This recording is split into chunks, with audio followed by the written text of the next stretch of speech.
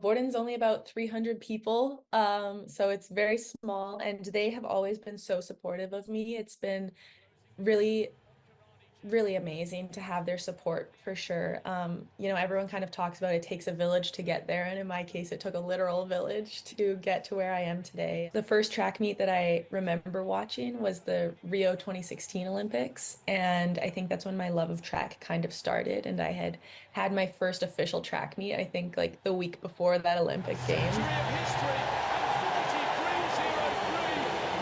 I think it was the men's 400-meter final. And I remember watching that and seeing the world record set and just thinking that that was the most spectacular thing I'd ever seen. We have our little elementary school track meets in Borden.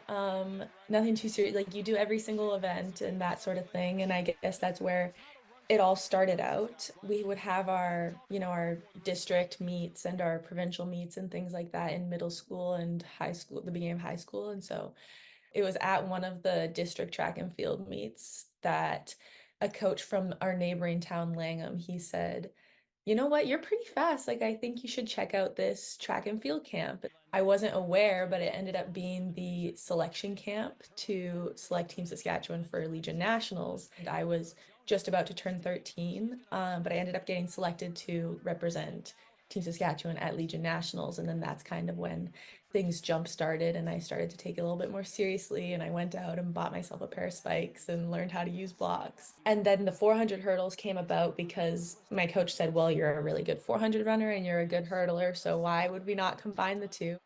It kind of became a little bit more realistic last year at the NCAA championships when I ran the qualifying time for the world championships that year. And then I was really excited and thinking about worlds that year, but also I was thinking a little bit ahead. And when I finally got it, I think it was just relief because I had spent so long chasing that goal. And then shortly after, I kind of got overwhelmed.